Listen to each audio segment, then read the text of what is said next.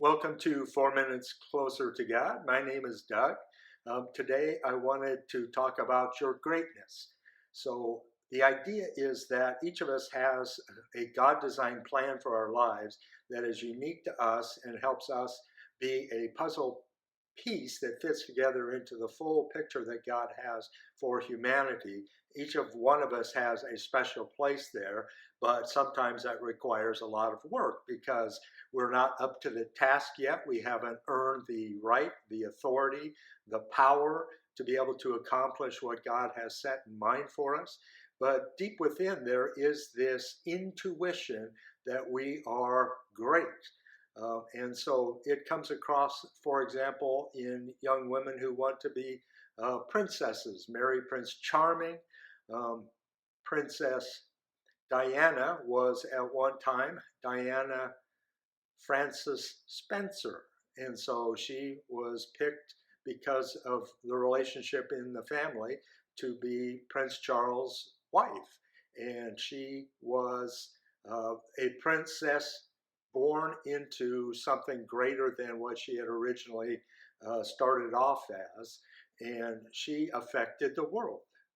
And so even now we have Princes William and Harry who are affecting the world in a way, carrying on the legacy of their mother, who, even though she may have thought she was destined to greatness up until the time she was 16, 17, 18, didn't expect what would be to come. And so within each individual one of us, God has placed this higher yearning and that intuition that we are better, that we are greater, that we are smarter, that we should be beautiful, that we have a lot more to offer the world, really is something God given and just needs to be worked out in our lives and in our souls. And the way to do that is by getting closer to God in your spirit. And that is the part that is difficult by way of the way we've been taught in American culture.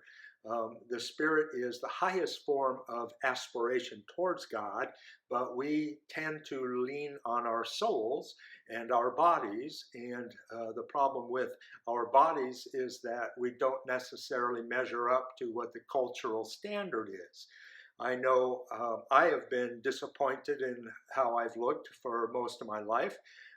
And that part is something where I am looking forward to my glorified body and that I will fulfill the idea of which I have only an intuition right now. And so the intuition that you are meant for more, that you can be glorious in your own right, that you are beautiful, and God has created each one of us with our own beauty, but that part also needs to be worked out in spirit and soul, as well as in the body, which is overly emphasized nowadays in our culture.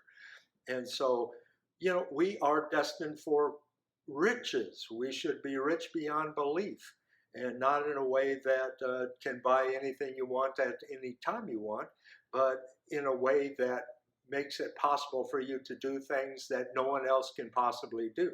That's an intuition of what it's going to be like in heaven, being able to go from place to place at the speed of thought and being able to tap into the riches of the Father because He has made that open to us. And we are just getting a glimpse of it now.